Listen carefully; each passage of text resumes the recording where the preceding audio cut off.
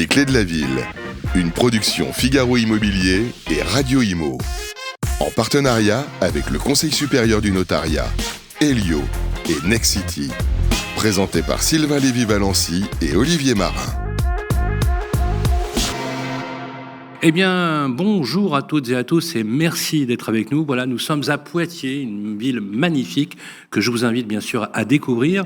Et l'idée des clés de la ville, bien évidemment, c'est d'essayer de vous faire découvrir au plus proche les territoires de notre très beau pays, d'aller dans les villes qui parfois ne sont pas forcément visibles au niveau national et de mettre un peu de focus, un peu de lumière sur la fabrique des territoires, la fabrique de la ville, avec celles et ceux qui les animent et bien évidemment ceux qu'on aime particulièrement, les élus locaux qui nous reçoivent toujours avec beaucoup de gentillesse et beaucoup de chaleur.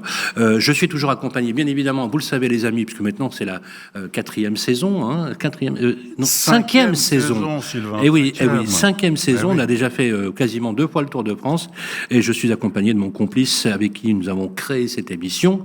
Il est rédacteur en chef au Figaro Immobilier. Bonjour Olivier Marin. Bonjour Sylvain. Au programme. Très heureux. 40e ville aujourd'hui. On peut avoir quand même 40. Une grande fierté en fait, mener ce Tour de France qui n'est pas fini. Effectivement, en tout cas, très heureux d'être ici à Poitiers. On rappelle avec Figaro Immobilier et Radio Imo, on se plonge au cœur des territoires pour mieux comprendre à la fois les attentes, les besoins, décrypter aussi les enjeux de la ville.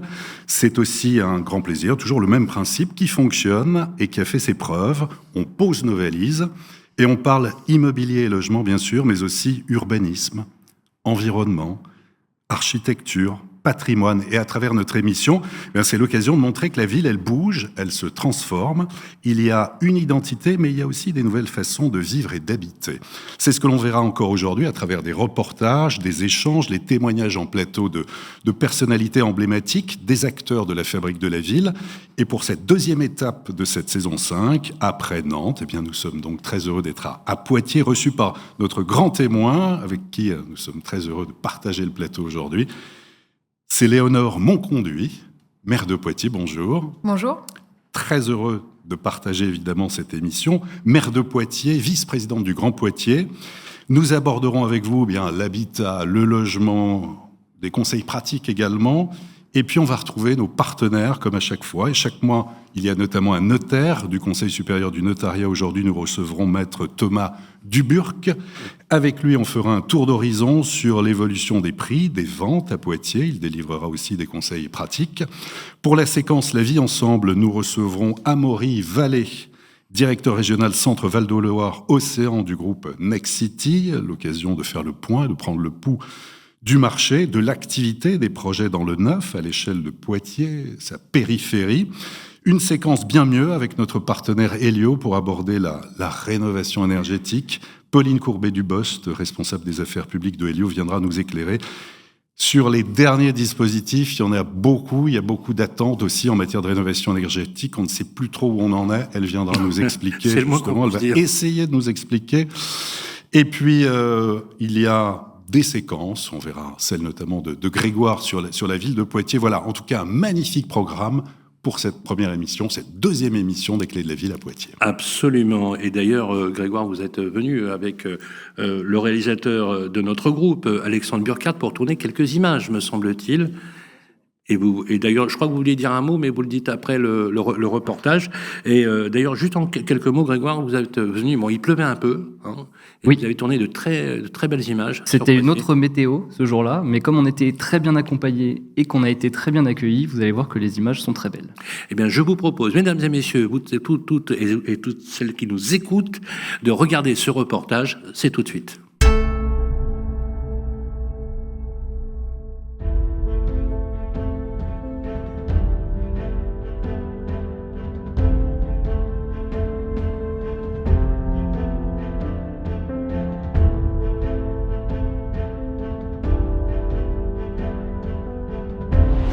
Bonjour à tous, bienvenue à Poitiers pour cette 40e étape des Clés de la Ville. Une étape dans la ville aux 100 clochers, c'est la deuxième pour cette 5e saison. Je suis ravi de vous accueillir sur la place Aristide Briand, à côté de la préfecture, à côté de l'hôtel du département. Bienvenue à Poitiers donc, une ville qui allie tradition et modernité. Et puis moi, je vous emmène la découvrir.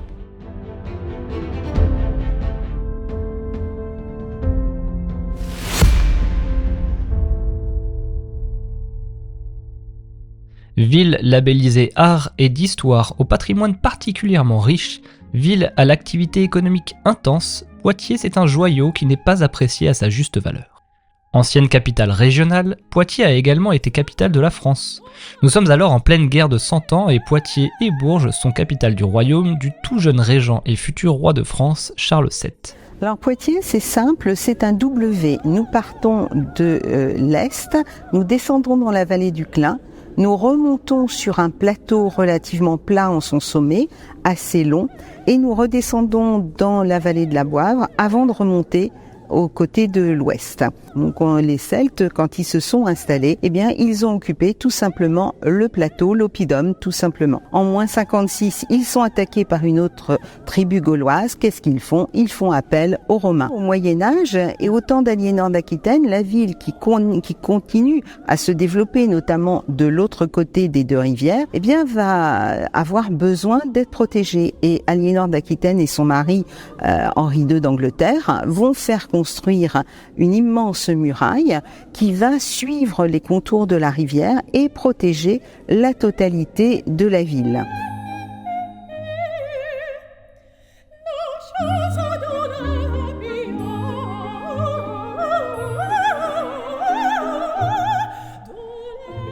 Et ce n'est finalement que bien plus tard que la ville va se développer au-delà. Et ensuite, à partir du 19e et 20e siècle, eh bien, la population va gagner les plateaux extérieurs.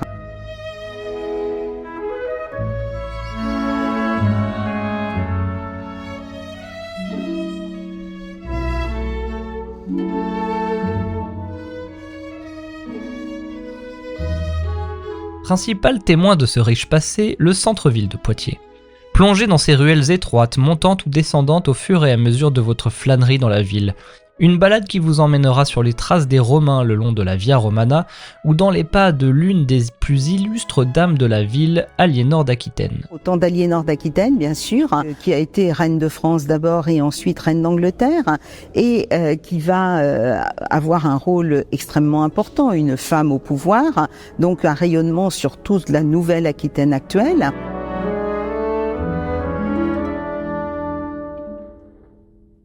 Il est un passage plutôt facile entre le bassin parisien et le bassin aquitain, et Poitiers jouit ainsi d'une position stratégique à 300 km de Paris, 100 km de Tours, 120 km d'Angers, 130 km de Limoges, une position qui lui valut un développement important au fil des siècles. Alors le rayonnement de la ville, ce qui a permis ce nouvel essor, c'est dû à plusieurs choses. D'une part, c'est dû dans les années 1851 à l'arrivée du chemin de fer et à l'implantation des militaires. Il y a aussi l'université. L'université, pendant très longtemps, a été la seule de toute la région. Nous avions des étudiants. Aujourd'hui, Poitiers a retrouvé toute sa valeur universitaire, en quelque sorte. Ça va entraîner l'arrivée de start-up, notamment, et donc ça va développer énormément la ville de Poitiers et Grand Poitiers et son agglomération. Et vous rajoutez là-dessus le Futuroscope.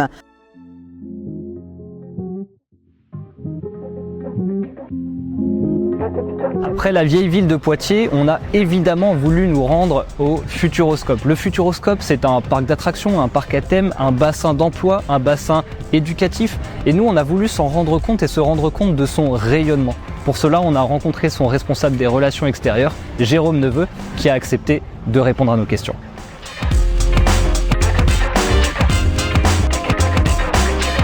Merci beaucoup de nous recevoir, Monsieur Neveu. Est-ce que vous pouvez nous présenter, s'il vous plaît, le parc du Futuroscope, l'ensemble que cela représente, son histoire et son rayonnement aujourd'hui ? Le parc du Futuroscope, c'est né d'une idée originale du président du Conseil général à l'époque, René Monory, qui recherchait une idée pour développer et aménager son territoire départemental. Il a eu cette idée de créer le Futuroscope, alors qui n'était pas au départ un parc d'attractions, c'était plus un lieu de réflexion sur les nouvelles technologies, l'informatique. Il a vu qu'il y avait une thématique qui se développait, notamment l'image sous toutes ses formes, et donc c'est comme ça qu'a été créé le Futuroscope, parc européen de l'image, où on pouvait trouver des cinémas dynamiques, de la 3D, ce qui était révolutionnaire à l'époque. On est en train de changer de dimension, on a une vocation à devenir une destination européenne de court séjour, puisque nous avons construit 2 hôtels thématisés, la station Cosmos dans l'esprit de l'espace.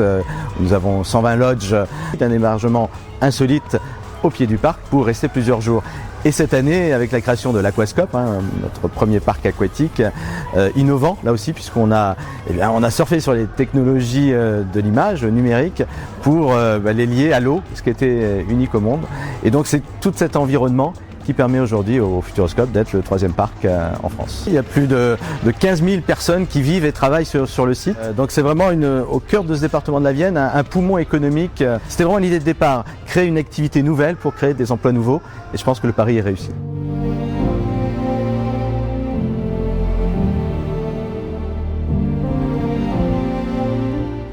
Voilà, on termine cette étape ensoleillé, comme vous pouvez le voir. Cette étape, on la termine devant l'hôtel de ville qui est juste là. L'hôtel de ville, c'était le point final d'un vaste projet d'urbanisation de la ville. On était au 19e siècle. Ce projet d'urbanisation, il avait commencé avec l'arrivée du train en 1851, avec la construction de l'hôtel de la préfecture, là où on était pour l'ouverture de cette émission. Sylvain, Olivier, ça y est, c'est à vous. Et moi, je vous souhaite la bienvenue à Poitiers.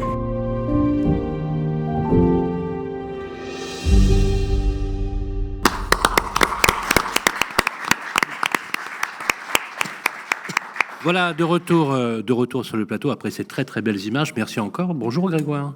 Bonjour Sylvain. Bon, il fait meilleur aujourd'hui. Oui, tout à fait. C'est très beau avec la pluie, c'est très beau avec le soleil aussi. On voulait dire un mot justement pour remercier les protagonistes de ce reportage, notamment Isabelle Soulard, qui est l'historienne, qui vous a accompagné. Et puis un mot ici également pour Jérôme Neveu, du Futuroscope. Exactement. Je crois que c'est important de dire qu'on a été très bien accueillis et très bien accompagnés par Isabelle Soulard. Je crois d'ailleurs qui est présente. Elle est dans la salle. Qui est juste là. Voilà. Donc moi je voulais juste... Vous pouvez vous lever, on va vous voir à la caméra. Ouais, voilà. Levez-vous. Ça peut dire. Merci à vous. C'est toujours très précieux, Madame Soulard, justement, quand on va de ville en ville, de trouver des personnes qui incarnent aussi cette passion pour la ville.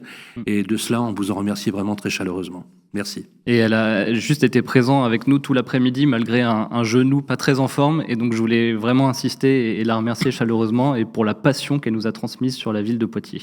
Merci beaucoup, Grégoire. Voilà, on va enchaîner, si vous voulez bien, avec notre entretien avec vous, Madame la maire Léonore Monconduit. Bonjour et merci d'être avec nous. On va enchaîner avec cette première question qui est une question éminemment politique. Puisque on peut déplorer ou pas le fait que nous ayons perdu dans notre pays un plan d'aménagement du territoire avec des grands commissaires au plan. Vous savez qu'on a connu dans le passé comme Lionel Stoléru, qui d'ailleurs était le père d'Emmanuel Vargon, juste pour le placer, de cette période un peu flamboyante de la Ve République. On sait que le renouvellement urbain, c'est un des piliers de la politique que vous menez ici à Poitiers. C'est à chaque fois une vision à long terme que vous avez, et vous avez ce projet de redynamiser la ville, de lui donner un nouvel angle avec des positions bien tranchées, qui parfois, voilà, il y a des débats un peu vifs, mais ça prouve la vitalité de la démocratie, justement. Moi, j'ai envie de vous poser plusieurs questions. La première, c'est quelle est votre vision et quels sont les grands chantiers en cours, emblématiques? Je crois vous êtes déjà sur le quartier des Couronneries, vous êtes sur le centre-ville, vous êtes sur des sites en mutation. Parlez-nous de cette ambition que vous avez depuis que vous êtes aux affaires depuis 2020. Vous avez gagné les élections. Tout d'abord, merci à vous d'avoir choisi Poitiers pour cette émission. Merci au public pour sa présence et bonjour à toutes et à tous. Et merci pour le reportage que vous avez présenté qui donne une vision très complète de la ville. Je pense qu'on n'aura pas le temps de parler de tout, mais en tout cas, c'est très complet. Donc, merci beaucoup. Pour répondre à votre question, je vais vous parler de nos chantiers qui permettront d'illustrer l'approche générale de renouvellement urbain que nous défendons. C'est vrai qu'à Poitiers, on ne manque pas de chantiers de renouvellement urbain. Certains sont en cours d'achèvement, certains sont pleinement en cours et certains sont lancés, mais pas encore concrètement déclinés. Le premier que je peux mentionner, c'est la fin d'un projet de rénovation urbaine du quartier des Couronneries, qui est le plus grand quartier politique de la ville de Poitiers, dont les dernières opérations sortiront en 2027-2028, et qui a pour objectif d'apporter d'abord du mieux social pour la population du quartier, avec un logement massivement renouvelé, mais aussi des services publics complètement réhabilités. On aura par exemple réhabilité d'ici 2027 toutes les écoles du quartier. Donc ça, c'est une opération qui se termine actuellement par des opérations structurantes. Il y aura par exemple aussi l'implantation de l'école européenne supérieure de l'image, c'est-à-dire qu'on fait venir dans un quartier des étudiants pour aussi diversifier le type de population qui y vit, qui y consomme, qui occupe l'espace public. Et puis on termine actuellement par les opérations de voirie, c'est aussi classique. Mais donc les opérations de voirie qui, ici comme sur toute la ville de Poitiers, doivent s'adapter aux nouveaux usages et notamment à un meilleur partage de l'espace public entre la voiture, les vélos, les piétons, les poussettes, enfin voilà. C'est une nouvelle ère des mobilités que nous avons impulsée à Poitiers, ce qui génère parfois du débat, vous y avez fait référence. Ce qui a généré notamment aussi, je ne veux pas revenir sur l'aéroclub, mais bon, voilà, sur les moteurs thermiques, sur les mobilités du quotidien. Voilà. Non, mais c'est intéressant parce que vous défendez des positions. D'ailleurs, il n'y a pas de débat réellement là-dessus, puisque vous avez fondamentalement raison. Il faut effectivement qu'on ait des centres-villes apaisés, avec des mobilités plus douces que vous défendez d'ailleurs. Oui, voilà. Alors, on nous reproche parfois d'être anti. C'est pas du tout notre approche. C'est pas du tout mon approche d'être anti quoi que ce soit. Je suis résolument pour un meilleur partage des usages de l'espace public, mais c'est avant tout pour s'adapter à l'évolution des usages. Je veux dire, à Poitiers comme ailleurs, depuis les 5 ans, on va dire, on a un boom des usages du vélo, mais aussi des usages piétons, par exemple. Et donc, il faut impérativement que la ville s'adapte pendant 50 ans, 70 ans. Mais ça ne veut pas dire qu'on condamne la voiture. Absolument, ça veut dire qu'on l'utilise différemment. Oui, et puis que dans les programmes de réaménagement urbain, puisque c'est de ça dont on parle, eh bien, on intègre dès maintenant un partage de l'espace différent avec, là encore, des priorités bien ciblées. On est bien conscient sur le fait qu'aujourd'hui, à Poitiers, surtout dans une ville moyenne comme Poitiers, tout le monde ne peut pas se passer de sa voiture. Et donc, on priorise notre public cible prioritaire. C'est le public étudiant. Il a été mentionné dans votre reportage. On a 30 000 étudiants à Poitiers. C'est un tiers de notre population. 30 000, c'est énorme. Oui. Et donc, la priorité de ce mandat, c'était de réaménager l'axe en matière de mobilité. C'était de réaménager l'axe entre le centre-ville et le campus avec une piste cyclable de haut standard, des bus renforcés. On a mis en place un système de vélo gratuit pour les étudiants qui s'inscrivent à l'université de Poitiers afin que les étudiants aient un autre choix de mobilité que la voiture individuelle parce qu'eux, ils sont jeunes, ils sont en pleine forme, ils n'ont pas d'enfants, ils n'ont pas de personnes âgées à charge, donc ils peuvent se passer de la voiture. Voilà, j'ai mentionné une opération de renouvellement urbain des couronneries. Je voudrais, si vous permettez, en mentionner 2 autres. Il y a le grand projet du Palais et de son quartier, magnifique. Le Palais qu'on voit largement dans votre reportage, qu'on appelle de plus en plus le Palais d'Aliénor, puisque Isabelle Soulard l'a mentionné. C'est une reine de France, d'Angleterre, qui a vécu à Poitiers et à qui on doit largement l'aspect du bâtiment tel qu'on le voit aujourd'hui. C'est l'un des édifices civils les plus importants d'Europe. On ne mesure pas, mais c'est vraiment somptueux. Et donc, la ville de Poitiers est propriétaire de l'édifice depuis 2020. Avant, c'était le Palais de Justice depuis la Révolution française. Et donc, on porte un très large programme de réhabilitation de l'édifice pour le révéler aux yeux des Poitevines et des Poitevins. Il n'avait jamais été fouillé, par exemple, jamais complètement. Créer un nouveau passage au centre-ville en déconstruisant les bâtiments sans valeur patrimoniale autour et en faire à terme un lieu de culture, un lieu citoyen, un lieu dédié aux arts, un lieu touristique aussi avec des restaurants, avec un restaurant et un hôtel, par exemple. Mais on s'intéresse aussi à l'ensemble du quartier du Palais, c'est-à-dire tous les cheminements qui vont du musée, là où on se situe, en passant par le Palais jusqu'à la gare. Et donc, on a vu dans votre reportage des rues qui sont aujourd'hui des rues jardins. C'est une manière que nous avons de réhabiliter, de réaménager la ville. On embellit les rues, on partage mieux l'espace public, mais en même temps, on fait en sorte que la ville soit plus adaptée, notamment aux fortes chaleurs qu'on pourrait connaître l'été, donc avec des concepts de rue jardin, c'est-à-dire qu'on permet à chaque propriétaire, on aide chaque propriétaire à végétaliser sa façade, et donc ça produit des résultats vraiment fabuleux. Il y a beaucoup d'enthousiasme du point de vue de la population pour cette opération-là, et donc à chaque opération d'aménagement urbain est associé un embellissement et une végétalisation de la rue. Et puis un dernier projet qui est en phase d'étude, donc peu perceptible du point de vue des promoteurs, des habitants, c'est la réhabilitation du projet de la gare, du quartier de la gare, pardon. Ça a été mentionné, on a la chance d'avoir à Poitiers une gare qui est à, vous l'avez constaté sans doute, 500 mètres du centre-ville. Ah oui, c'est une chance incroyable, alors que des villes comme Poitiers ont pu délocaliser leur gare hors du centre urbain. Là, c'est pas notre cas. Donc il y a une implantation extrêmement favorable, mais pourtant le quartier de la gare, c'est un quartier vieillissant qui se dégrade du point de vue de la qualité de l'habitat, qui présente des opportunités économiques extraordinaires du point de vue de l'implantation, mais qui n'est pas du tout valorisé à ce titre-là aujourd'hui. Et donc, pour les 15 prochaines années à venir, un peu moins pour les premières opérations qui vont sortir en 2026, on porte un projet de réhabilitation global du quartier, tant du point de vue mixité des usages, donc habitat, mais aussi équipement culturel, par exemple, également, bureaux. Développement d'activités économiques, il y a beaucoup de friches que nous souhaitons requalifier pour favoriser l'accueil d'activités économiques sur ce quartier.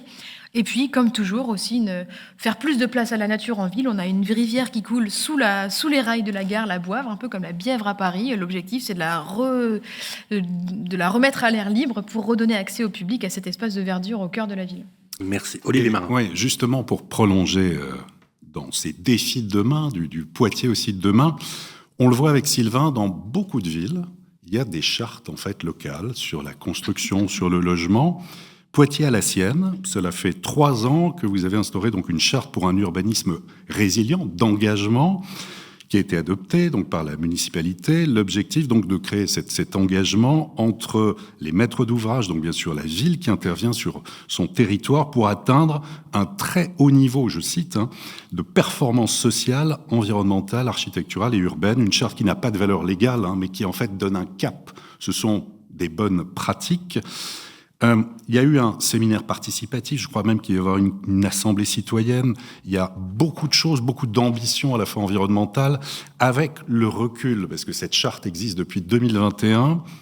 Auriez-vous la même approche aujourd'hui? Est-ce qu'il y a eu des réticences? Comment se passe cette co-construction avec cette charte qui, d'ailleurs, dans certaines villes, est un peu contestée? Comment ça se passe ici à Poitiers? Les acteurs de la fabrication, c'est-à-dire les promoteurs qui sont un peu à la peine en ce moment avec la crise du logement. Voilà. Donc effectivement, on a lancé à Poitiers, on l'appelle la charte de l'urbanisme résilient. Résilient, c'est un terme qui nous tient à cœur pour dire qu'on se projette vraiment sur le long terme. Il ne s'agit pas uniquement d'être dans l'exemplarité à l'instant T, mais de faire en sorte que Poitiers soit une ville où il fait bon vivre aujourd'hui, où il fasse encore bon vivre demain. Et donc on a travaillé cette charte d'une manière que nous avons souhaité collaborative dès le début du mandat, avec un certain nombre de promoteurs. Et vous avez raison, c'est pas une obligation légale, c'est avant tout un support de discussion avec les promoteurs qui viennent nous présenter des projets, et ce qui nous permet d'afficher clairement la règle, en fait, enfin pas la règle, mais les principes qui nous tiennent à cœur et les lunettes avec lesquelles on analysera les projets qui nous seront présentés. Et c'est pas une charte uniquement environnementale, les principes environnementaux sont très importants, sur l'exemplarité du bâti, la recherche de matériaux biosourcés, favoriser autant que possible la production d'énergie renouvelable sur les bâtiments, le fait de végétaliser, voire de regagner en surface désartificialisée à l'occasion de certaines opérations. Mais il y a aussi 2 autres dimensions qui sont importantes, c'est la concertation ou au moins la bonne information des riverains pour aussi éviter des complications ultérieures, et puis la bonne intégration dans l'environnement urbain, et notamment le fait de favoriser autant que possible les liens sociaux et la porosité avec les espaces environnants du quartier. Et donc, cette charte, au début du mandat, elle a produit des effets très positifs en matière de discussion avec les promoteurs. Donc, tout le monde était d'accord, tout le monde s'est lancé en disant il fallait, c'est-à-dire en sortie de Covid. Voilà, exactement. Ouais. Voilà, le contexte a beaucoup joué. C'était un support de discussion très fructueux. Et je dirais qu'en 2021-2022, on avait une réelle écoute de la part des promoteurs et de réelles évolutions dans les projets qui nous étaient proposés. Je reconnais aujourd'hui qu'il est plus difficile de discuter dans un contexte contraint, et c'est pas un reproche, c'est une réalité notamment économique qui fait qu'on peut pas toujours faire le mieux-disant environnemental, par exemple, parce qu'il faut privilégier le fait de pouvoir faire sortir les projets d'un point de vue économique. Je tiens quand même à souligner qu'on a fait une 2e version de cette charte de l'urbanisme résilient qu'on a votée récemment pour réaffirmer certains principes et qui doivent être autant que possible respectés, même en contexte de difficultés économiques. C'est par exemple le cas sur les énergies renouvelables. On voyait qu'on avait très peu de projets qui sortaient avec la production d'énergie renouvelable. Or, c'est vraiment un défi que le territoire doit relever, pas que les opérateurs privés. On s'astreint à une exemplarité autant que possible sur le sujet. Mais voilà, donc une réaffirmation de cette charte de l'urbanisme résilient comme un support de discussion avec les promoteurs, mais dont on est bien conscient des difficultés et qu'on essaye d'orienter aussi vers des opérations qui correspondent aussi à des besoins sociaux pour la ville de Poitiers. Et les surfaces demeurent, c'est-à-dire, je voyais dans la charte, en fait, vous demandiez minimum 20 mètres carrés pour un studio, en résidence, 28 mètres carrés pour un T1, 45 mètres carrés pour un T2. Ça, c'est ce que vous demandez au départ. Ça, c'est quelque chose qui est maintenu? Oui. Enfin, autant que possible, parce que on ne peut pas, produire de logements sans s'intéresser à la qualité de l'habitat qui sera offert au Poitevin et au Poitevin. C'est pas intéressant d'un point de vue, en tout cas de mon point de vue de maire. Et c'est aussi pas forcément rendre service aux promoteurs, puisqu'on voit que dans l'immédiat après Covid, beaucoup d'opérations de type résidence étudiante ou habitat senior ont été produits, qui aujourd'hui peinent à être remplis. Parce qu'il y a une offre surdimensionnée qui a été produite, mais aussi parce que la qualité n'est pas toujours au rendez-vous.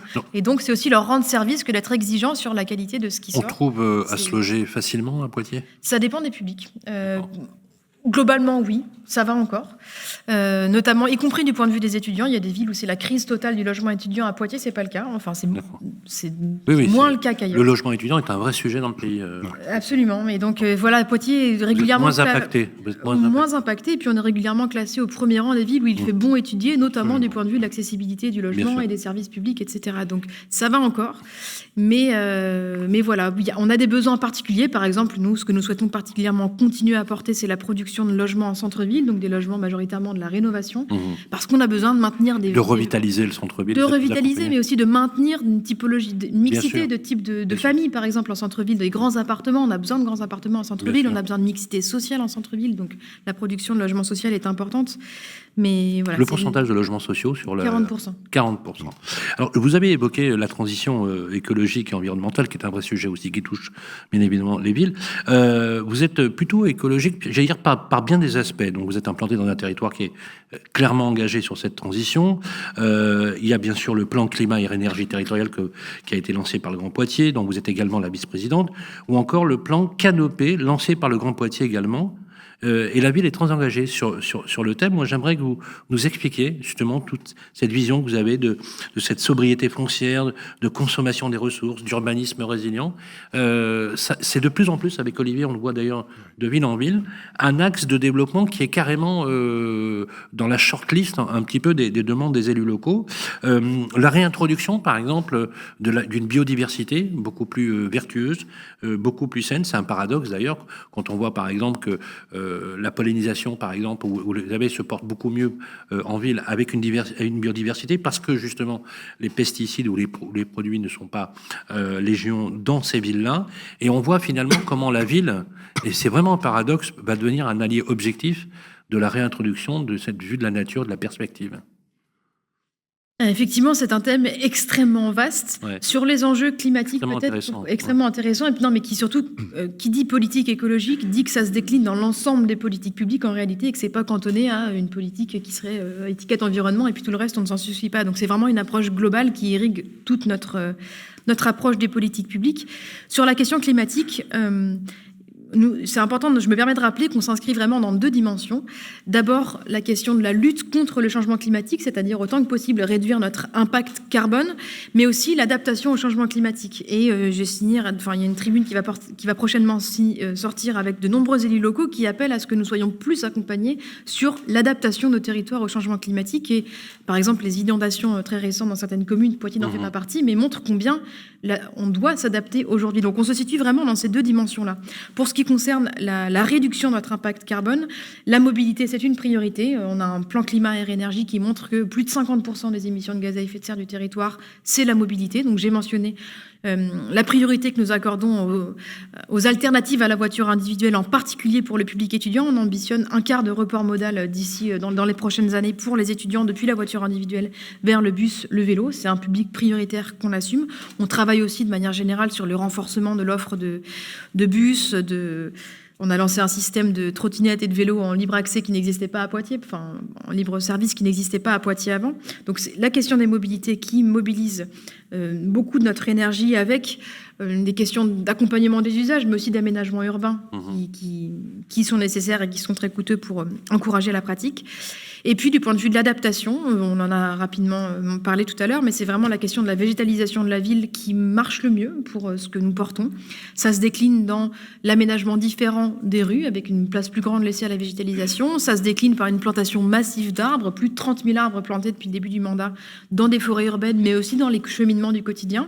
Et puis ça se décline aussi, par exemple, par la végétalisation des cours d'école, qui a des atouts techniques du point de vue fraîcheur, mais aussi pédagogique, pour inciter les enfants à sortir, à être en contact avec la biodiversité dès le plus jeune âge. C'est vraiment un point fort à Poitiers sur l'éducation nature. On est assez reconnu en cette matière-là. Et c'est aussi, j'en suis convaincue, ce que recherchent les familles qui arrivent à Poitiers, c'est d'avoir cette dimension intégrée dès le plus jeune âge, même dès les crèches, on y pense aussi, pour les enfants.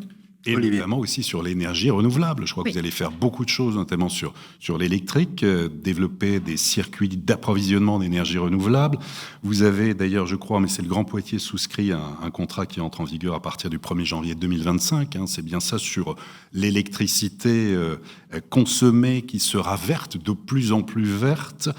Il y a un accompagnement aussi pour les habitants, pour ceux qui sont tentés par l'idée d'installer des panneaux photovoltaïques sur leur toit.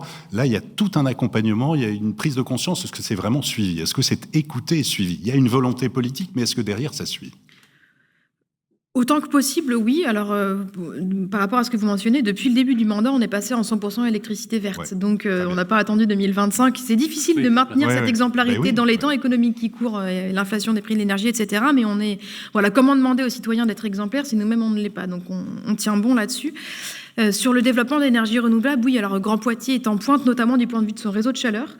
Un réseau de chaleur urbain qui est le plus étendu de Nouvelle-Aquitaine et sur lequel on a un territoire pionnier depuis longtemps. Et donc on en est très fiers et on continue à l'étendre. Et d'ici la fin de cette mandature, le réseau de chaleur permettra d'approvisionner l'ensemble des quartiers politiques de la ville. Et donc ça allie performance énergétique, énergie renouvelable et dimension sociale en garantissant notamment une stabilité de les coûts de l'énergie pour les logements sociaux.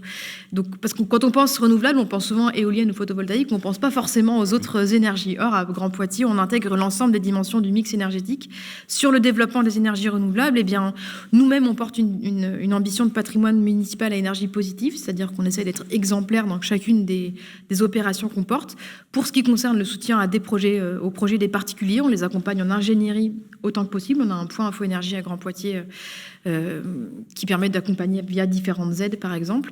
Et on a un enjeu majeur sur lequel je souhaite avancer, c'est le fait de pouvoir montrer que toute la ville peut être concernée par l'engagement dans les énergies renouvelables, y compris ce qu'on appelle le périmètre préservé, le centre-ville. J'aimerais qu'on puisse démontrer qu'on peut vivre avec son temps, c'est-à-dire implanter des énergies renouvelables, y compris, par exemple, on a des ardoises photovoltaïques qui sont très bien intégrées dans l'environnement urbain aujourd'hui, et montrer qu'on peut concilier préservation du patrimoine historique, de la ville dans sa dimension historique et belle, mais en même temps vivre avec son temps et donc implanter du renouvelable en périmètre préservé. Alors, il nous reste 2 questions très rapides et on va enchaîner. C'est la question que vous avez placée en priorité, puisque bien évidemment, vous avez la chance d'avoir une démographie positive. On vient, vous gagnez des habitants, même si on n'a pas des statistiques fiables, vous l'avez rappelé, puisque l'INSEE a du mal à se mettre au diapason de l'arrêté. Mais en tout cas, une chose est sûre, c'est que vous êtes sur une démographie positive. C'est à une encablure de Paris. Oui. Clairement, c'est un territoire qui est un territoire attractif, qui est un très beau territoire. On est un peu plus d'1h30 par la LGV. Vous avez effectivement bénéficié de ce mouvement incroyable post-Covid qui a amené les populations à même si beaucoup sont un peu revenus, mais voilà, ça reste quand même... Par contre, le logement est une priorité, et je sais que vous en avez fait une priorité, notamment sur le logement insalubre, où vous avez une position extrêmement claire, et je salue cette position, puisqu'il n'y a pas plus indécent que de proposer aujourd'hui sur le marché des logements insalubres. Il y a une guerre qui avait mené à l'époque, en son temps, Julien de Normandie, en pénalisant, vous savez, les marchands de sommeil. C'est pas le cas à Poitiers, puisque vous n'êtes pas sur des territoires ultra contraints. Le programme du logement d'abord que vous avez mis en place, et notamment les loyers, les construire des logements à loyer maîtrisé. Sauf que les promoteurs en ont pris plein la gueule, c'est le moins qu'on puisse dire, avec la hausse des matériaux, le coût prohibitif du foncier, parfois un coût prohibitif public, faut le dire, faut l'assumer, qu'il n'y a pas forcément là. Et donc, c'est pas évident pour un promoteur de se voir entendre, si vous voulez, de se dire, avec les élus locaux, vous devez sortir une opération à temps, alors que lui-même est contraint par un bilan de promotion qui est quand même difficile. Et donc, c'est important d'essayer de trouver les adéquations bonnes. Vous avez besoin des promoteurs. Vous avez besoin du secteur privé. Et enfin, avec Olivier Marin, on se posait la question de l'investissement locatif. Je voudrais qu'on globalise ces 2 questions. Olivier, tu te posais la question de l'investissement locatif. Absolument, puisqu'en fait, Le Figaro a sorti un palmarès des villes où investir dans un studio à mettre en location. C'était il y a une semaine. Exact. 126 villes ont été comparées sur la base de plusieurs critères, à la fois sur les logements vacants, les logements étudiants, le prix au mètre carré d'un studio, le loyer, le rendement annuel brut. Sur 126 villes, en quelle position arrive Poitiers ? Selon vous, ce que vous avez vu, il est bon c'est palmarès du Figaro. Alors, je l'ai vu passer, sur 126, il adore ça. 12e. moi je dis bravo. C'est incroyable. 12e. Vous êtes dans le tiercé. 12e, vous êtes absolument sur... quasiment dans le tiercé. Voilà, on peut citer, c'est la ville de Brest qui Absolument. arrive en première position. En tout cas, 12e place sur 126 pour Poitiers. Ça vous étonne Avec une vraie attractivité. C'est-à-dire qu'on oui, voit que les ça m'étonne Français que Brest soit en premier, mais parce que, comme quoi, les questions de mobilité sont importantes, mais ne sont pas les seules à considérer. Donc, les questions de connexion au territoire. Mais non, c'est une vraie reconnaissance aussi pour notre territoire qui effectivement, vous l'avez rappelé, est extrêmement bien situé. On est même à 1h15 de Paris, 1h15 de Bordeaux. Donc on a de plus en plus de personnes qui font le choix d'habiter à Poitiers et de travailler à Paris ou à Bordeaux, avec le télétravail qui se développe par ailleurs. On l'a rappelé dans le reportage. Oui. Vous n'avez pas l'attractivité que vous méritez. Oui, alors après on reste prudent, si vous voulez, ça nous va bien. Non, mais c'est pour ça que, non, mais en même temps, c'est pour ça qu'on est venu vous voir. C'est-à-dire pour mettre un peu plus de lumière, mais c'est vrai, ce que vous dites, vous êtes à 1h15 de Paris, 1h15 de Bordeaux. Voilà, et donc il y a beaucoup de familles. On est content d'accueillir des familles avec des enfants notamment. Alors Poitiers n'a pas une vieille population globalement. Enfin, on n'a pas du tout 50% moins de 30 ans. Voilà, c'est ça. Donc on n'est pas la plus étudiante de France. Voilà, en termes de ratio sur la population globale. C'est la ville la plus étudiante de France en termes de ratio. Avec La Rochelle. Mais vous avez raison. En fait, qui dit venus de nouvelles populations, nous sommes extrêmement heureux d'accueillir des populations qui viennent de plus grandes villes et qui recherchent la qualité de vie d'une ville moyenne où il y a des services de proximité de qualité. On aurait pu parler des services publics, mais globalement, on a une offre de services de qualité à Poitiers. Mais c'est tout aussi important pour moi et pour nous de maintenir une mixité dans tous les quartiers de la ville. C'est pour ça qu'on a tendance à batailler avec les promoteurs sur la question des loyers de sortie. Vous le mentionniez, il faut quand même avoir une idée des ordres de grandeur. À Poitiers, avant le Covid, on était sur un T2 neuf à 3 000, 3 200 euros du mètre carré. Aujourd'hui, on est plutôt à 4 000 euros et encore parfois plus. C'est un terme d'ordre de grandeur, c'est très important. Et donc, on essaye ensemble d'atterrir à des prix de sortie plutôt à 3 500, qui nous semble raisonnable pour ne pas exclure une partie de population, notamment de ce qu'on appelle le plateau, le centre-ville historique. C'est d'ailleurs un sujet dont on va débattre, si vous voulez bien, tout à l'heure, et j'aimerais avoir votre réaction avec justement une marque qui est aujourd'hui le leader du logement abordable en France, c'est la marque Nexity, et on a un de ses représentants qui est un grand monsieur de l'immobilier qui connaît très très bien le secteur, c'est Amaury Vallée. Justement, on en parlera, puisque effectivement, vous le savez que les promoteurs aujourd'hui vivent des contraintes qui sont très dures économiquement, bien évidemment, parce que le marché s'est carrément rétréci de moitié. Puis on a des opérations qui ont été engagées il y a quelques années qui n'arrivent pas à sortir. On a 20 permis de construire qui ont été accordés, mais dont les travaux n'ont pas démarré, faute de modèle économique. Je peux vous dire, moi, ça fait 40 ans que je suis dans ce domaine, et je peux vous dire que je ne l'ai jamais vu, ça.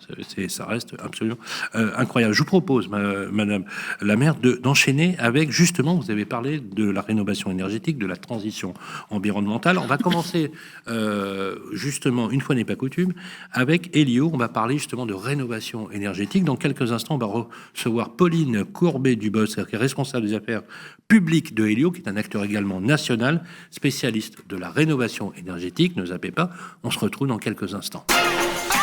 Les clés de la ville, bien mieux, avec Elio. Mais oui, on est bien mieux ici, à Poitiers.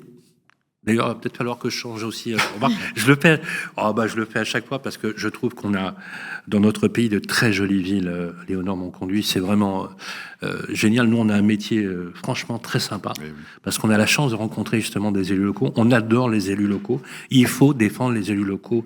Vous êtes les seuls qui êtes à même de fabriquer le territoire puisque vous êtes les seuls élus de la République en contact direct avec les personnes que vous défendez.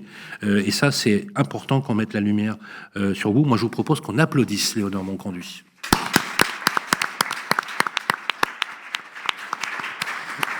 Parce que c'est pas neutre, Madame la maire, c'est pas neutre, parce que c'est aussi un engagement, c'est presque un sacrifice, un sacerdoce, une vocation de vous engager sur les chemins de la politique. Et je peux vous dire qu'en ce moment, c'est pas simple. Bonjour Pauline. Sylvain. Comment ça va ? Ça va et vous ? On est ravis de vous recevoir. Pauline Courbet-Dubos, je rappelle que vous êtes responsable des affaires publiques d'Elio, spécialiste de la rénovation énergétique. Je vous propose, comme il est d'usage, de répondre aux questions de notre ami Olivier Marin. Bonjour Pauline, très heureux de vous retrouver ici à Poitiers. Alors Poitiers, on va l'évoquer bien sûr dans un deuxième temps. À la fois, vous allez nous éclairer sur les logements, le DPE, les différents classements. Mais tout d'abord, c'est au niveau national. On est très intéressé à la fois par les DPE, MaPrimeRénov'. Ça devient de plus en plus compliqué. On a l'impression qu'il y a des projets qui sont en mode pause, à l'arrêt. Surtout en ce moment. Où en est-on aujourd'hui, si l'on devait faire une synthèse sur les dernières réglementations en matière de rénovation énergétique, Pauline? Alors, de rénovation énergétique, on a déjà une copie du gouvernement pour le projet de loi de finances 2025. Donc, il y a vraiment un budget de rigueur qui demande un effort global de 60 milliards d'euros. Et au niveau de la transition énergétique et des mesures d'efficacité énergétique, ça se traduit d'une part par une augmentation des crédits de la mission écologie, quand même, il faut le noter, de 2,8 milliards d'euros. Mais dans le même temps, par exemple, on a un fort rabot de la dotation du fonds vert, qui est un fonds qui a été créé en 2022 et qui, justement, est destiné à aider les collectivités locales à aller au bout, à mener à bien leurs projets d'efficacité énergétique. Là, il y a un impact direct. Ah oui, direct. Oui, c'est pratiquement 60% de réduction. Donc 60%. Ouais. On a des chiffres, c'est passé de combien à combien? On est passé de 1,5 milliard à 1 milliard. Ah la vache. 2,5 milliards, pardon, à 1 milliard. C'est énorme. Oui, énorme, pour le coup. Et côté MaPrimeRénov', parce qu'on a une année 2024 quand même très très riche au niveau des évolutions réglementaires sur le sujet. Donc on a, a priori, parce qu'on parle de la copie du gouvernement avant la navette parlementaire, une pérennisation du dispositif tel qu'entré en vigueur au 15 mai 2024, avec donc de la rénovation par geste et de la rénovation d'ampleur, et une dotation de 2,3 milliards d'euros, donc c'est-à-dire une baisse annoncée de 700 millions d'euros. Alors même que les objectifs de rénovation du secrétariat général à la planification écologique sont quand même assez ambitieux, c'est-à-dire qu'on a à peu près 700 000 rénovations par geste et 315 000 rénovations d'ampleur. Beaucoup de propriétaires bailleurs, mais aussi des locataires, se posent la question. Il était question dans le calendrier qu'au 1er janvier 2025, les logements les plus énergivores, ceux qui sont classés G, soient interdits à la location au 1er janvier 2025, c'est-à-dire demain matin. Ah oui. On entend... On va revoir le calendrier, on parle de copropriété, de maisons... C'est ce qu'a dit Michel Barnier dans son discours de politique générale, de revoir ou d'assouplir le calendrier de rénovation énergétique. Qu'est-ce que ça veut dire, Pauline, adapter le calendrier? Alors, adapter le calendrier. Bon, déjà, donc ça, c'est une mesure de la loi climat et résilience qui date de 2021, donc ça fait longtemps qu'on entend parler de ces interdictions à location. Et on a désormais une ministre de plein exercice, qui est Valérie Létard, qui a en charge la rénovation urbaine et le logement. Et qui, elle, en effet, entend assouplir et peut-être aménager ce calendrier pour donc les logements les plus énergivores en copropriété, donc c'est-à-dire les classes G en copropriété, à condition qu'un plan pluriannuel de travaux soit voté. C'est à peu près l'état des dernières annonces en la matière qui sont donc très si récentes. La copropriété n'a pas fait le PPT, donc le plan pluriannuel de travaux, elle sera soumise à l'interdiction. Elle sera soumise à l'interdiction. Voilà. C'est catastrophique. Parce Alors, que le nombre... Voilà, vous avez compris pourquoi je vous pose cette question. C'est catastrophique. Parce que très peu ont signé un PPT, quoi. Très peu ont signé un PPT. Il y a quand même pas mal de logements... Moins de 8000 l'an dernier. Considérés comme passoires énergétiques. Et on est en pleine crise du logement. Donc ça veut dire que ça va évidemment venir confisquer une partie des logements, notamment destinés au parc locatif. Il y a combien d'appartements, logements collectifs, voilà, pour notre public, logement collectif, c'est les immeubles où il y a une copropriété, versus maison individuelle, bien évidemment. Combien il y a d'appartements étiquetés G sur le marché locatif, Pauline? Alors là...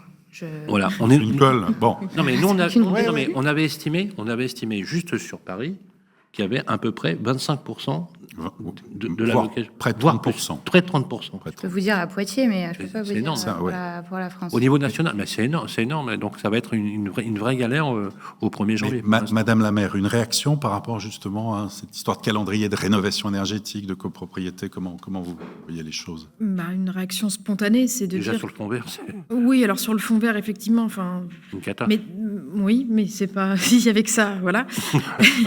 Mais non, c'est surtout que moi, je suis favorable à une exigence forte en matière de rénovation, notamment thermique des logements. Néanmoins, là, la politique gouvernementale donne une double injonction aux propriétaires, en fait, c'est-à-dire une injonction de l'exigence, mais sans donner les moyens d'accompagnement qui vont avec. C'est tout à fait ça. Et ça, c'est contre-productif, puisqu'on soumet des gens à des obligations qu'ils sont difficilement en mesure de respecter et qui, in fine, dont les conséquences négatives sont soit sur les locataires s'ils restent dans les logements, soit carrément sur le recul du nombre de logements disponibles dans les villes. Mais vous seriez favorable à ne pas toucher au calendrier de cette rénovation énergétique, de laisser en l'état ce qui était prévu au 1er janvier ou pas? Concrètement, faudrait-il proroger cette interdiction, quoi. Enfin, proroger le seuil de l'interdiction. Est-ce que vous diriez, voilà, on vous laisse 2 ans pour rebondir sur les F, notamment en 2028?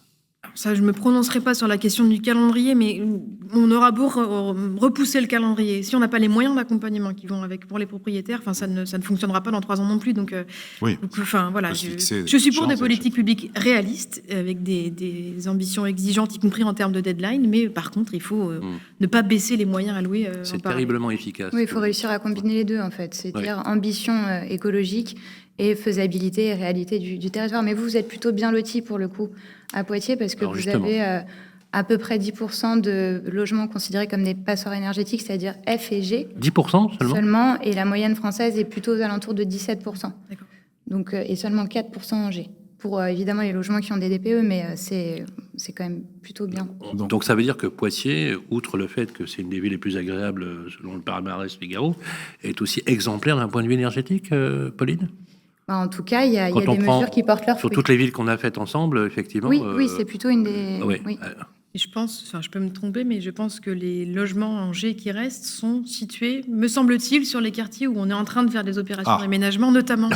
Non, mais je veux dire, on voit que lorsqu'on prend en charge des opérations d'aménagement urbain ambitieux, je parlais du lien centre-ville-campus et le quartier du Pont-Neuf ici, donc il y avait beaucoup de logements dégradés, notamment de logements étudiants. On voit que ça génère des opérations de réhabilitation et c'est tant mieux. Et le quartier de la Gare, très clairement, il y a beaucoup de logements dégradés aujourd'hui et je suis convaincue que d'ici 10 ans, ça aura été résorbé, ne serait-ce que par un environnement urbain amélioré. 56 000 logements donc à Poitiers, 70% d'appartements, 68% d'occupants locataires. Et la ville de Poitiers, donc on le voit avec vous, Pauline notamment, qui est plutôt performant par rapport à la moyenne en France. Peu de passoires thermiques, entre guillemets, il y en a toujours trop, mais il faudra les éradiquer. Vous faites régulièrement des cas concrets de rénovation chez Elio, aussi c'est la transparence. Premier exemple, vous avez accompagné une copropriété qui est boulevard Pont-Achard, à Poitiers. Pauline. Tout à fait, donc c'est 36 logements, une surface habitable de 1800 m², avec un système de chauffage initial de gaz collectif et un DPE avant travaux F. Donc, il y a différents gestes d'isolation qui ont été faits, donc une isolation thermique par l'extérieur, les planchers bas, les toitures terrasses, l'installation d'une VMC simple flux et le traitement des ébrasements de menuiserie extérieure. Donc tout ça, c'est un montant de travaux à l'échelle de la copropriété de un petit peu moins de 430 000 € hors taxes.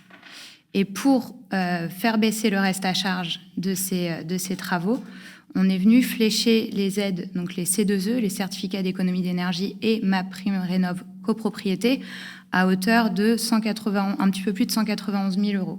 Donc c'est-à-dire pratiquement 45% de financement pour faire baisser ce reste à charge et donc arriver à une étiquette D après travaux et un gain énergétique de 48%. Et ce qui donne sur le reste à charge une moyenne d'environ 10 à 15 000 € par copropriétaire. C'est un total de 237 000 €, pareil, hors taxe. D'accord. À diviser, à répartir entre Absolument. Les 36 lots. À répartir, donc du coup, finalement, plus facilement pris en charge par des banques sur un court, moyen ou long terme. Oui. Et surtout, le gain sur la valeur de l'actif. Bien sûr, bien évidemment. Oui, c'est important. Je crois que l'équivalent, vous nous aviez dit l'autre fois, je crois qu'on peut avoir des décotes qui peuvent aller jusqu'à 20 ou 25% sur le plan énergétique, oui. donc il n'y a pas photo. Parce que c'est bien de parler de transition énergétique de la planète, mais c'est aussi bien de l'allier avec le portefeuille des Français, le pouvoir d'achat. Concret, oui. Voilà, ça c'est grave. Si je peux avoir pouvoir d'achat et sauver la planète, je suis content. Voilà. C'est toujours l'équilibre entre la prise de conscience écologique, c'est le sens de l'histoire, on y va, et puis la réalité économique. Deuxième cas concret, Pauline, alors là, c'est une maison individuelle à Poitiers. Tout à fait. Donc on parle d'un ménage jaune, donc ça c'est pour les dispositifs MaPrimeRénov'. On parle d'un ménage aux revenus modestes qui est composé donc d'un couple et d'un enfant pour une maison individuelle de 100 m² et un système de chauffage donc qui mixe le bois et l'électricité. On a un DPE avant travaux à G, Donc on est absolument dans un cas de passoire thermique. Juste rappeler ménage jaune, qu'est-ce que c'est ? C'est revenu modeste. Voilà. Et donc, on a préconisé des travaux d'isolation de combles, une mise en place de PAC, RR, et la mise en place d'un chauffe-eau pour arriver à un montant de travaux de pratiquement 34 000 €, un fléchage d'aide, donc confondu MaPrimeRénov' et C2E, à pratiquement 23 000 €, donc en fait les 2/3, et pour un gain énergétique de 77% et un DPE B post-travaux. Très bien. Et on peut dire un mot qu'Elio connaît parfaitement Poitiers pour une raison. Oui, pour une raison, c'est que Elio est implanté donc, depuis plus de 20 ans par le biais de sa filiale Akea Énergie, qui est le bureau d'études qui est spécialisé dans la maîtrise de l'énergie et qui est à Poitiers depuis plus de 20 ans. Merci beaucoup. Merci Pauline. Très intéressant. Bravo Pauline.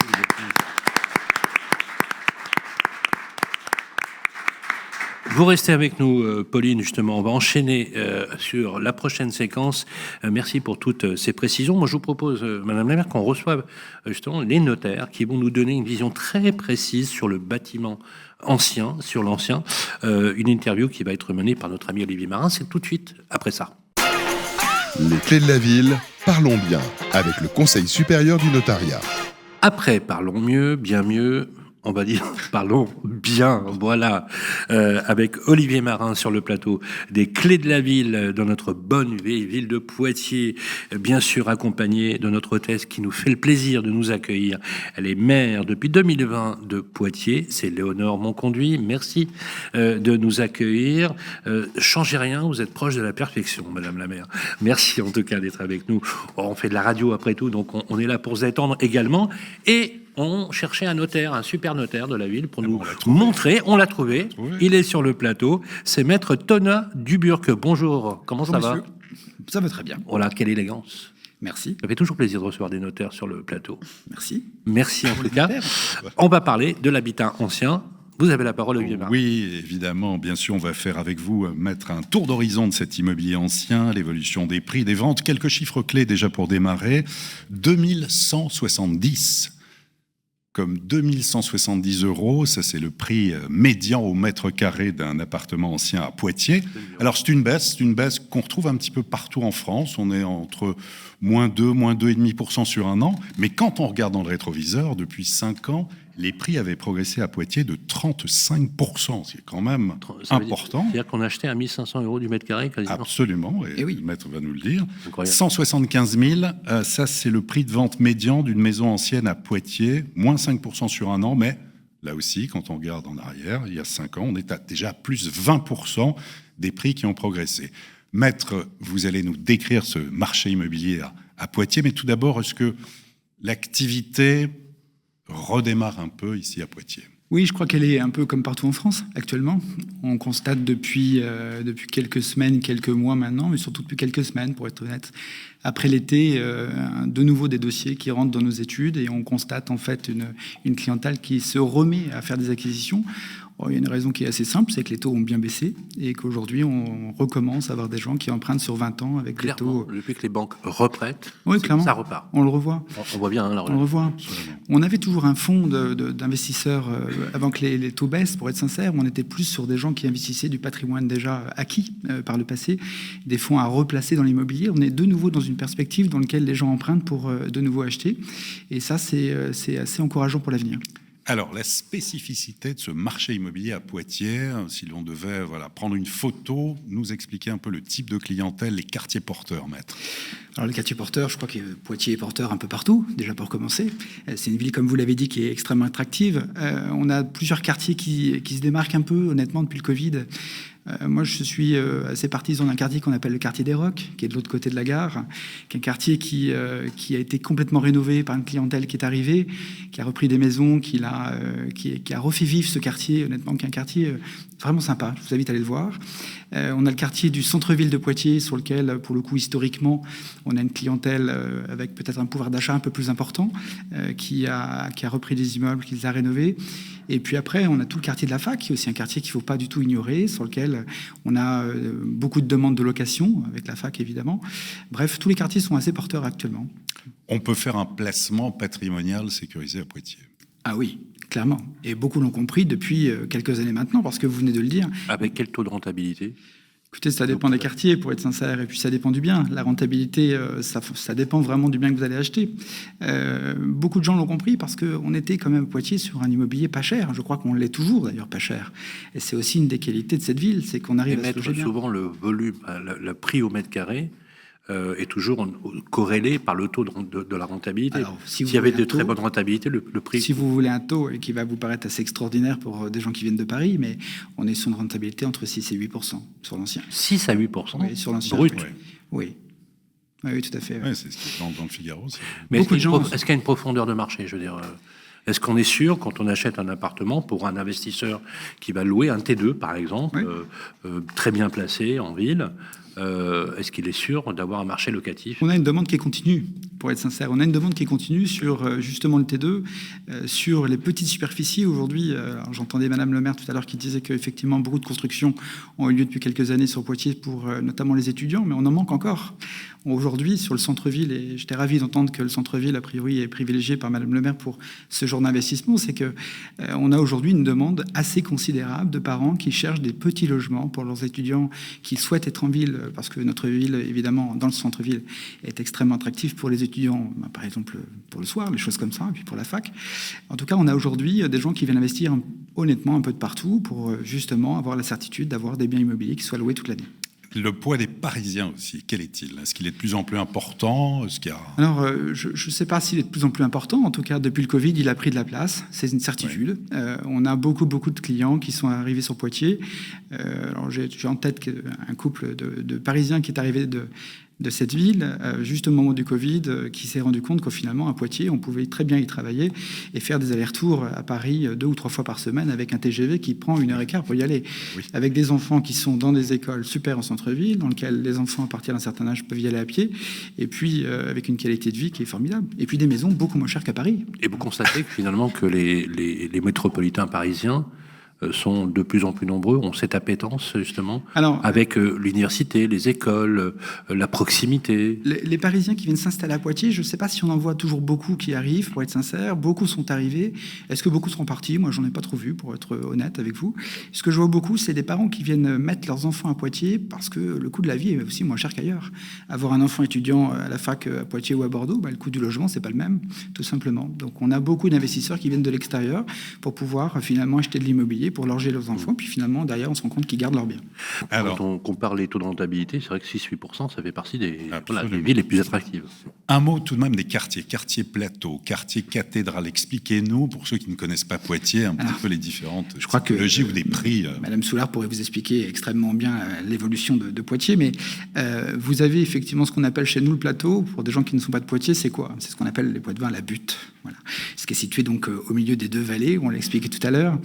C'est un quartier qui est très prisé par les Poitevins. Ça suppose quand même d'avoir un certain pouvoir d'achat, puisque c'est l'endroit où l'immobilier est le plus cher. Quand on parle de maisons à 175 000 euros dans le centre-ville de Poitiers, c'est juste impossible. Voilà. Donc c'est plutôt de l'ordre de 300 000 c'est plutôt de l'ordre de 350 à 1 million, pour être très clair. Ah oui. Voire parfois un petit peu plus. On est sur de l'immobilier un peu plus luxueux, plus grand, évidemment, sur lequel les gens arrivent. Alors, à Poitiers, centre-ville, il n'y a pas non plus que des grandes maisons. Il y a aussi des logements, il y a des appartements, des choses comme ça. Les appartements dans le centre-ville de Poitiers, ce qu'on peut constater, c'est qu'on est évidemment sur le secteur le plus cher. Au niveau des appartements aussi, il n'est pas déraisonnable de voir des appartements qui se vendent dans l'ancien, en tout cas, aux alentours de 3 000, 3 200 euros dans l'ancien. Donc, voilà. Et si l'on sort si on sort du plateau, sort du plateau, dès que vous sortez du plateau, on a des prix qui, pour le coup, chutent, ça c'est clair. Le quartier des Ponts-Neufs, qui est en pleine rénovation à l'heure actuelle, était un quartier qui était peu cher jusqu'à il y a peu de temps parce qu'on avait effectivement beaucoup d'habitats insalubres.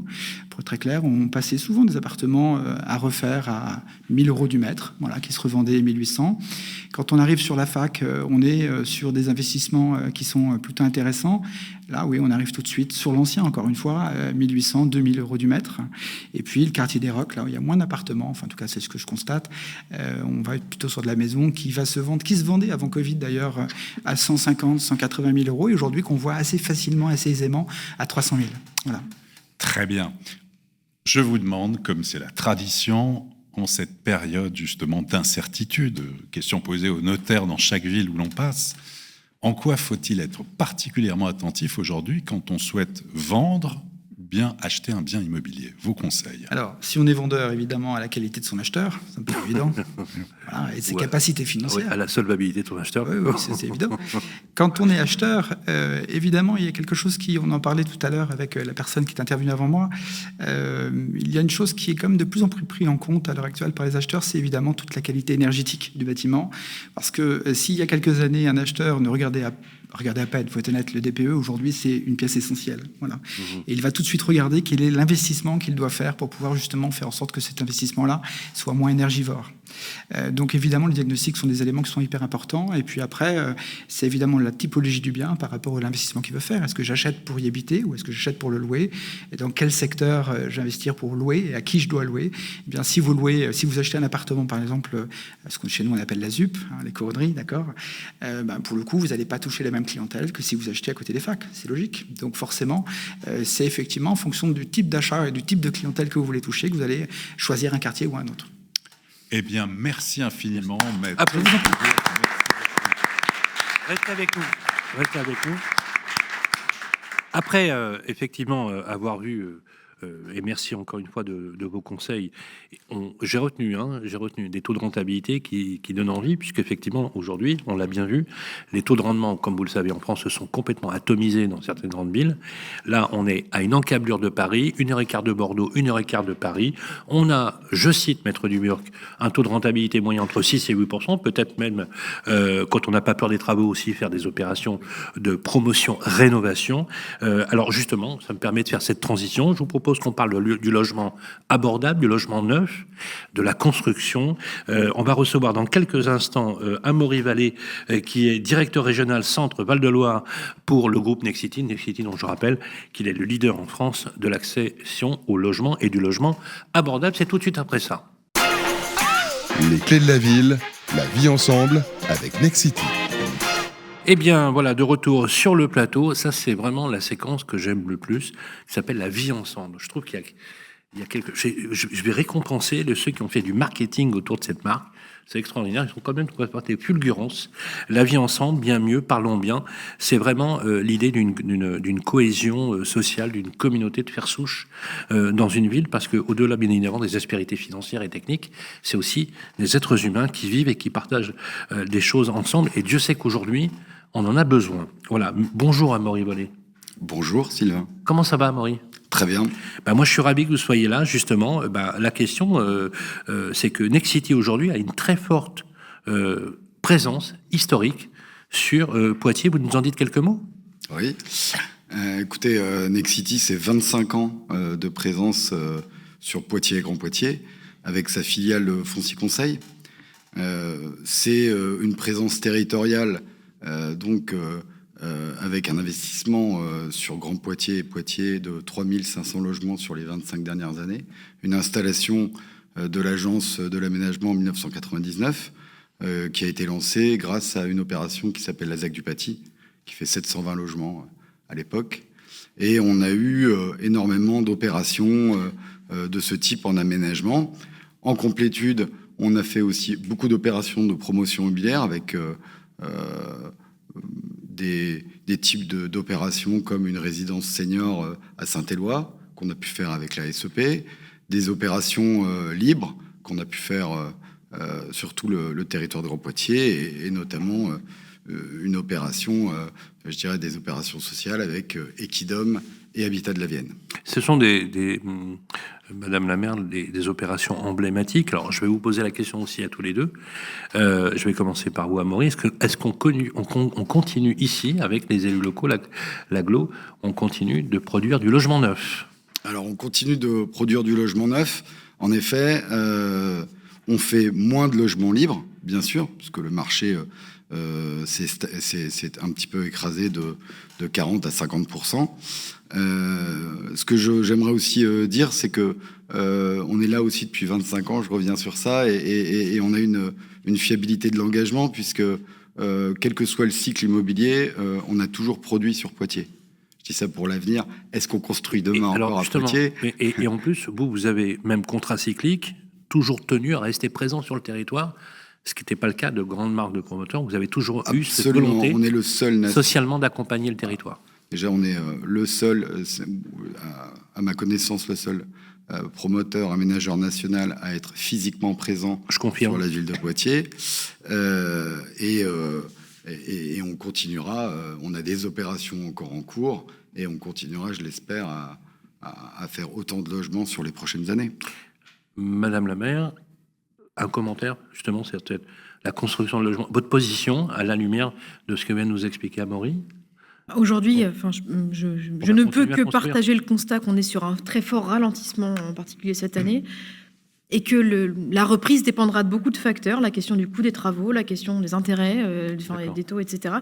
Ce que je peux dire, c'est qu'à Poitiers, il reste aussi des quartiers qui doivent être construits dans les prochaines années. Il nous reste du foncier, en fait, à Poitiers, qui fait partie d'opérations d'aménagement, soit en cours, je caricature, mais vous refusez pas de signer les permis, quoi, concrètement. Ou si... On est exigeant sur les principes que j'ai présentés tout à l'heure. Par contre, on ne refuse pas de signer des permis et on a besoin de gagner du logement à Poitiers. Enfin, Merci. Pour le coup, on a une population en pleine croissance. C'est bien de le dire. Vous disiez qu'il y en a certains qui étaient en attente, c'est ça, tout à l'heure. Il y a des permis qui ont été accordés, mais qui techniquement sont OK, mais par contre, du point de vue finalisation économique, ça ne tient plus parce que le modèle d'il y a 2 ans n'est plus celui d'aujourd'hui. Absolument. En fait, c'est vrai que c'est pas évident. Nous, traditionnellement, et ça fait très longtemps, on travaille avec les bailleurs sociaux en VFA. Alors, on a fait tout type d'opérations très diverses. Donc, avait aussi bien des opérations de 20 logements à Montamisé, je parle d'une ville à côté, et que des opérations beaucoup plus importantes, type l'APSA, par exemple, où à Saint-Benoît, on a fait une opération inclusive pour une association pour sourds aveugles et des retraités de l'ESAT. Ça, c'est des opérations qu'on veut faire, c'est de l'innovation qu'on fait.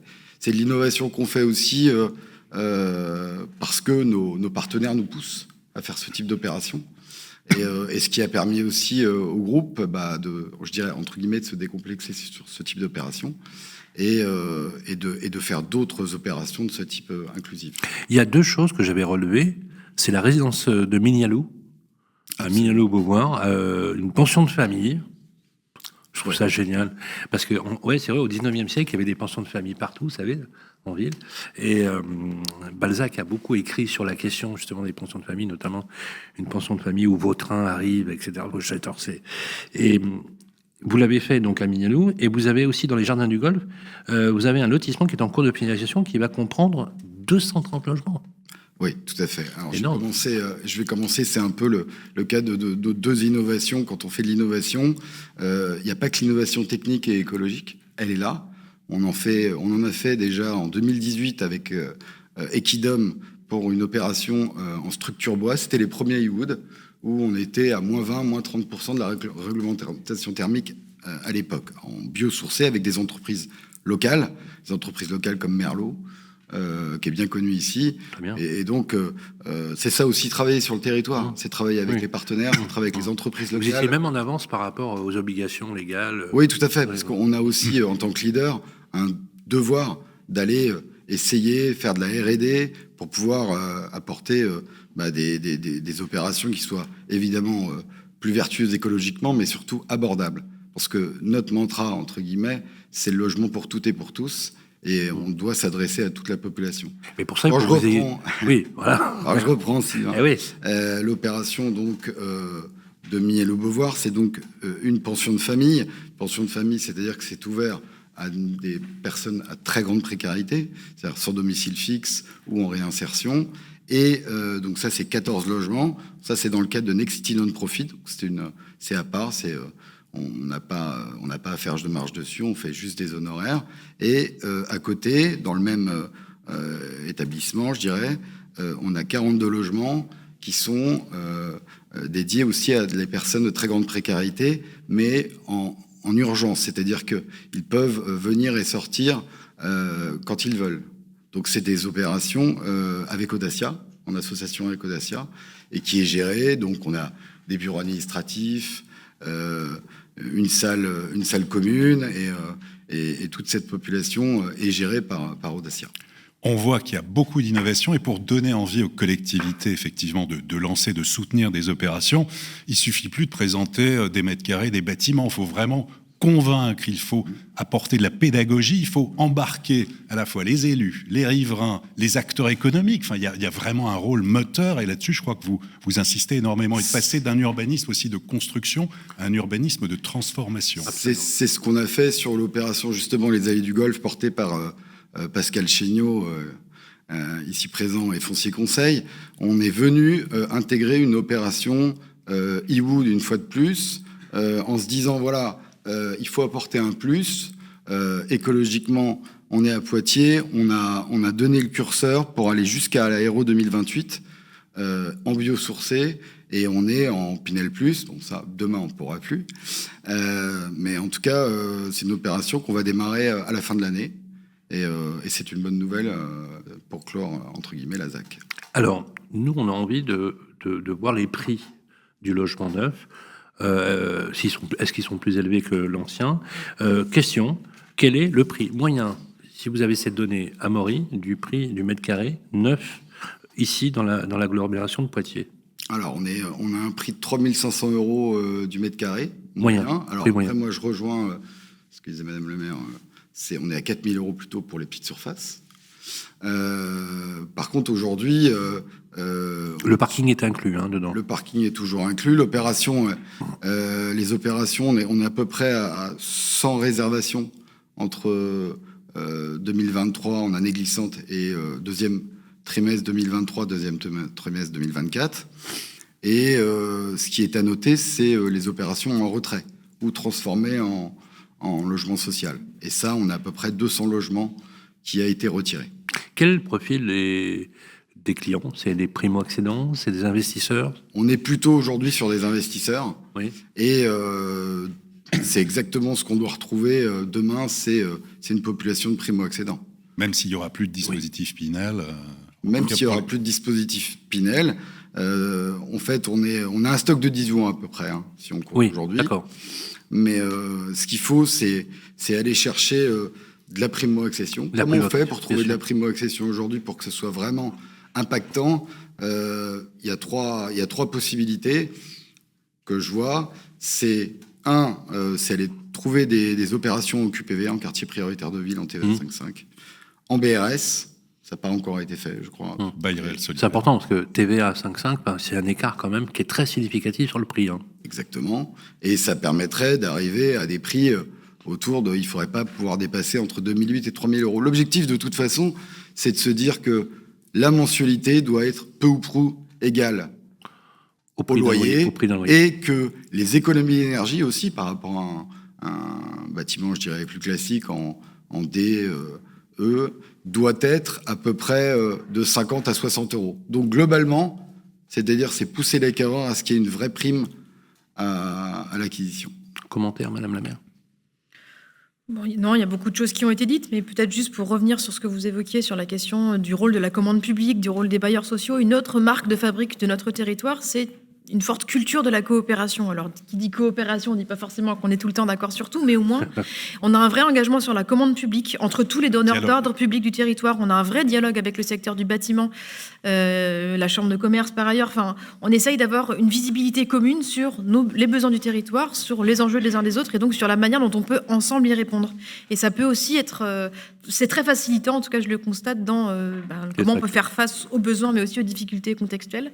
Et voilà, Poitiers est un territoire coopératif et j'en suis fière. Demain, en tout cas, le chemin de crête, il est sur l'accession, la primo-accession, et aussi sur, je dirais, la transformation d'actifs obsolètes, comme on a pu faire aux casernes à Châtellerault. Oui, très bien. Ça, c'est une opération où, au niveau, que ce soit au niveau carbone et je dirais, réhabilitation de la ville, de la fabrication de la ville. Qui est, en fait, vous avez pris une caserne de pompiers, vous la réhabilitée, vous allez sortir 120 logements. 120 logements en résidence senior avec égide de Métis. C'est super.